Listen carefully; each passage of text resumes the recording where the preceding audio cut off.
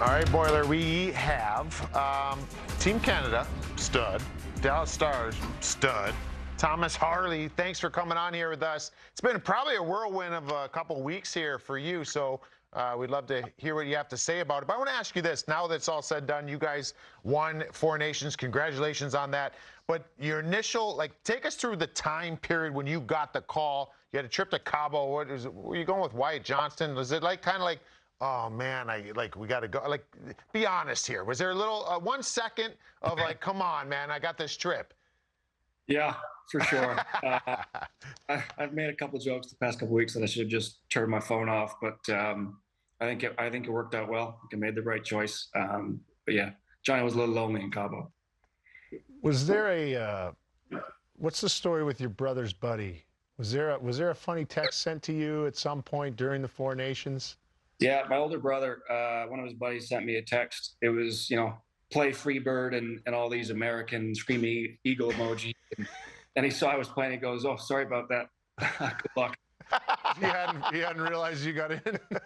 No, I mean, I got in like an hour before the game. I know. So can't blame him on that. I got to ask, I don't know if you could take me back to your first NHL game or you could take me back to any other moment in your career where you were tossed into a situation more difficult than that on a hockey rink. I can't think of one. Those were two pretty unique experiences for me as far as, showing up and saying, "Hey, you're playing." And then the intensity of those games was unlike anything else. So that was the first. Is it almost better that way? I remember, maybe this will kind of spur you on to something, but I remember I got my first NHL playoff game in the Stanley Cup Finals, and I didn't know same thing until warm-ups were happening. And I didn't have time to get nervous. It was just the adrenaline's going. I'm sure you felt kind of a similar thing, right? Yeah, I think it worked out better for me that it happened the way it did. Both Cale in the first game and Mo in the second. It was pretty crazy. Thank goodness that I prepared, the way I usually do. I took my pregame nap and ate my pregame meal. But yeah, I mean, both games about an hour before they said you're going, and like you said, I didn't have time to get nervous. It was just go out there and play. That's such a great message for young players, young kids, and maybe everybody. You prepared as if, the best case outcome might happen. That way you're not surprised by anything. I had an interesting first game. I got there with 12 and a half minutes left in the first period of my very first NHL game. My driver got lost coming from the minors. And yeah, to your point too, Rupper and Thomas, what else bad could go? What else could go wrong? I just went out and played, had fun. It ended up being a pretty decent game. Now, can you take me through the conversation you might have had with John Cooper at each moment, because it was 2 games where you weren't sure you were going in, and all of a sudden you're in the lineup. I played for Coop. He's incredible communicator. Was it no different in this situation? Yeah, same thing. Nothing but great things to say about Coop. Good news for me though, I had Pete DeBoer there on the staff, and he was big for me, just kind of taking me in, calming me down a little bit, and then a lot of the systems we played were pretty similar to what we do in Dallas. So he just said, do your thing, go out there, keep it simple, and, enjoy it. So we were learning just from this side of it, covering the tournament, just being fans, just how all the weird little nuances. I mean, it was new. It was the first time the league's ever done it. So it was the whole thing where you couldn't go on the ice until the player gets off the ice and all that. Can you just take us through what that was like? Because there's rules that needed to be followed, and how kind of strange that was to go through. Yeah. I don't think anyone really knew the rules. I think we were just kind of making them up as we went. But that was definitely a first for me too, watching practice, waiting for Cale to get off. But yeah, I didn't sweat too much that day. I didn't work too hard by myself out there. Now, have you gotten any calls from USA, or did you prior to this, rather, I should say? Because it says here you're born in Syracuse, and I mean, we're kind of pissed at you, to be honest. Yeah, I hate your guts. I don't know why you're on the show today. Yeah, so I grew up in the States, played in the States, and then when they picked their U.S. program, and everyone's 15, I didn't get an invite to that, and that was it. I said, screw them, I'm going to Canada, and rest is history, I guess. That's kind of awesome. That is kind of awesome, All right, actually. you're back. You're Love back. you again. We're happy to have you now. You know, just the whole, I don't know, I always think this whenever we got the All-Star game and just young players when they, I mean, you seem like you're as cool as a cucumber, but when you get into a moment like this, and even coming back to the Dallas Stars, like, do you ever sit there and be like, I'm one of the guys. Like, I'm one of the guys. And I would think that would do a lot for your confidence. Yeah, it was big for sure. I still kind of look at myself as a young guy on our team as kind of a schmelt, for lack of a better word. Great word. But yeah, that's I don't know, it's definitely a confidence boost to go there and play well and win. Yeah, it's got to be something else. I mean, you have such a great team and a great thing going in Dallas. It's probably hard to earn the coach's trust even there. So you have to be doing the right things. Now, do you look forward at all towards what could be another opportunity to play for Team Canada? Or are you just trying to play your game, or is it somewhere on the radar, but you're trying to focus on now because the Olympics are coming up? There's more international play coming down the pipe. I mean, in the back of my head, it's kind of there. But now that the Four Nations is over, we're kind of in the backstretch of the season here, and really the focus is just on winning as many games as we can here at the end of the year and making a deep run for a cup here. I love learning a little bit about your family here, so maybe you can expand on that. But your dad, Brian, orthopedic surgeon, he was goalie, University of Alberta Golden Bears hockey team, won national championship, so big shout out to him for that. Mom's a pharmacist. You got a sister who played Metropolitan Riveters. You've got a brother that's an engineer. I mean, you got a younger brother, Gregory. Like, you got a big family, man. Like, how pumped are they all for you during this time? They were pretty fired up. They got some Canada jerseys out of the closet. They were wearing them. But yeah, so we got a big family. My dad got us all into hockey. I tried to be a goalie. He didn't let me. I think that worked out okay for me. But yeah, we're a hockey family for sure. Are you the smart one in the family after Rupper just read off that? I mean, it seems like you got a lofty expectations between the ears in this family. Who had the highest SAT scores? My older brother, I think, the engineer. My sister's now in med school, so she's also becoming a surgeon. Wow. This is wild. Do you ever sit there and feel like, what am I doing with my life? As a stud in the NHL? No, I think they'd share with me. I like to think I'm the smartest.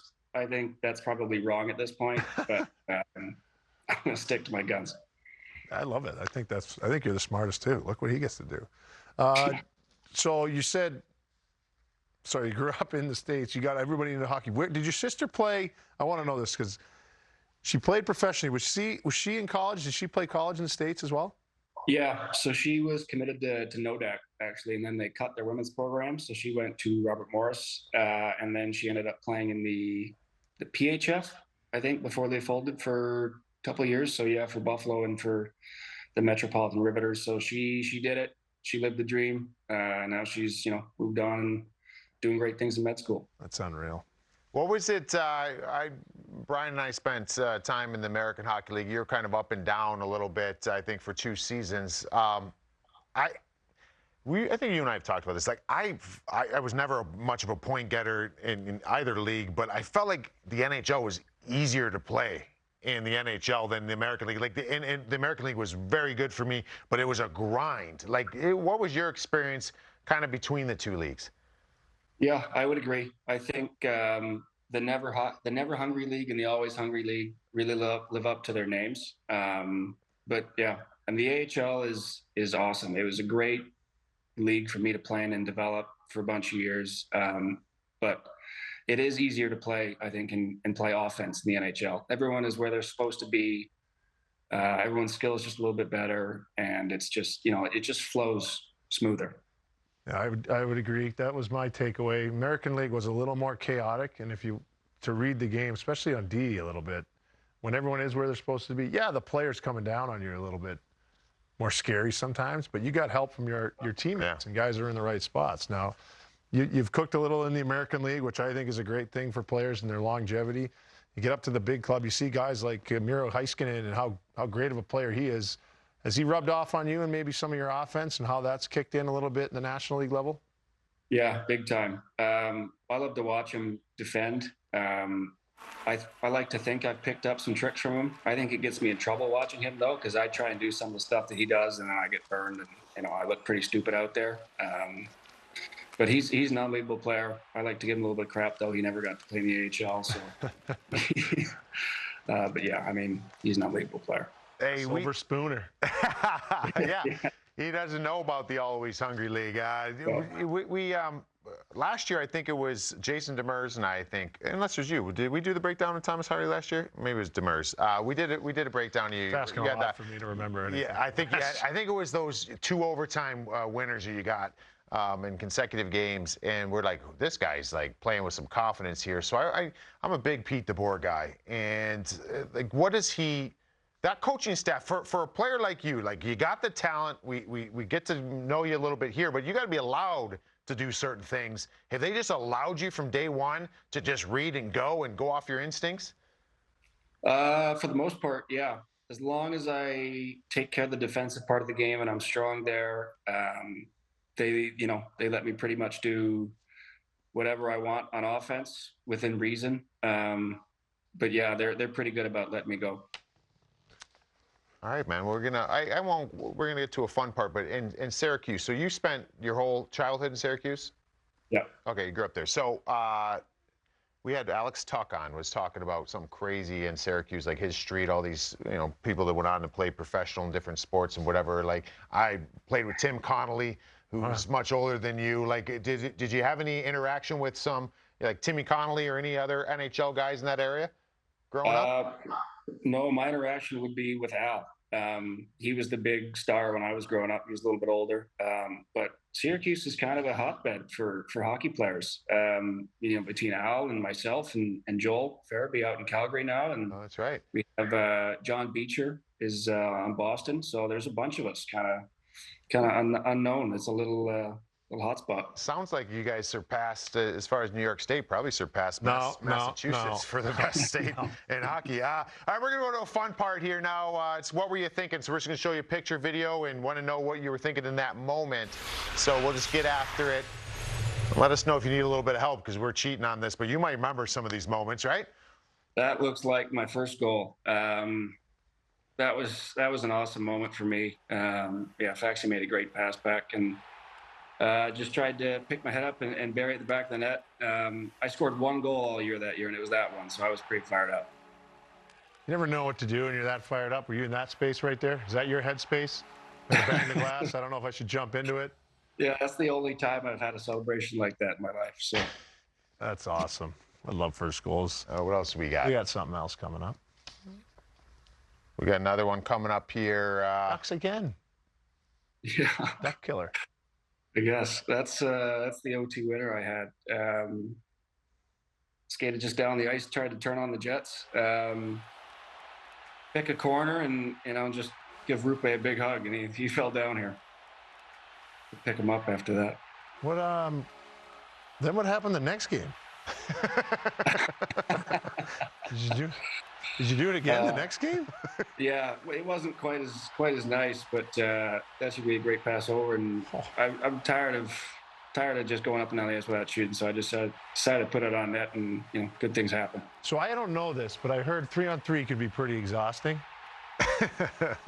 I mean, I don't. Yeah, I heard through the grapevine. I heard this. I think I had 1 3-on-3 shift in overtime against Dallas, and I got scored on because I tried to hit Jamie Benn and I fell down. I was feeling myself that game. How tiring is 3-on-3 overtime? How tired am I? Like, is it not more tiring to play 3-on-3 in overtime? I don't think so. I mean, defense maybe, but never mind. He goes and scores the goals and wins. He's like, if you end it, you don't have to defend. That's a good strategy. I like that. Those black, those fluorescent jerseys are my favorite too, by the way. I love that. I'll throw those in there. Got another one here. What was it like going against like a guy like that, or just the National Hockey League? How strong the guys are.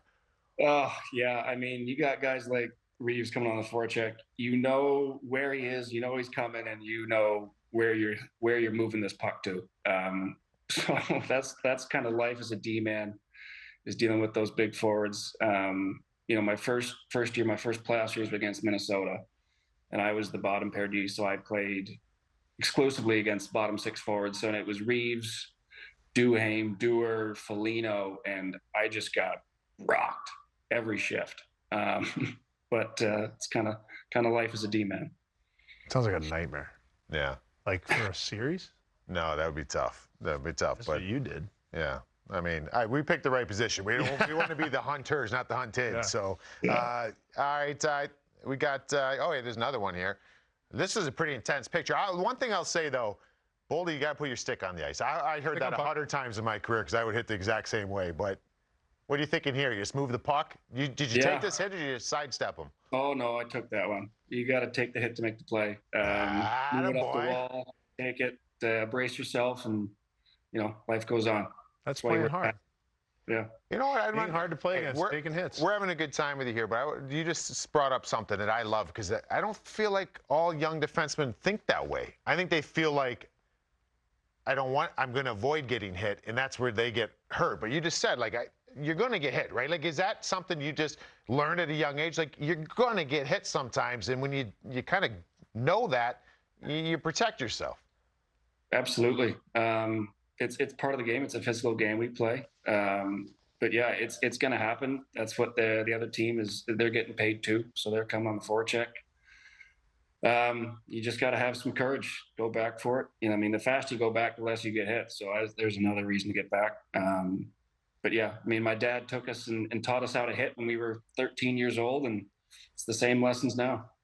I love that stuff. That is great. Hey, we'll let you go, but the other day I went to the game against the Devils, and it was like just a day with family going to the game, having a couple pops at the game. I'm sitting there, and my buddy, who's a big Stars fan, you scored that goal, and he's like, stud, just said stud. I'm like, dude, it happened right in front of me, just dancing. This is the goal the other night, just walk right off the wall, little 10-2 for everyone. Just, you get that opportunity to go down, like is your head ever down? Do you ever look down? I try not to, but yes, it goes down all the time. Usually when I get hit. Hey, we got one more. I lied. We got one more. What were you thinking? Shoot, yeah. What would that feel like? Yeah, that was pretty cool. Arm in arm with the fellas, sing the national anthem. Proud of each other, proud to be Canadian.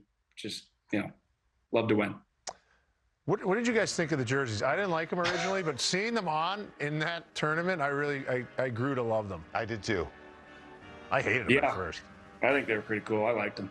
Yeah, they are cool. Shoot. I mean, it's hard to say that, but congratulations, man. That was really fun watching you guys. And it's fun watching you grow in your career and being that defenseman for the Dallas Stars. So we'll enjoy watching you down the stretch here.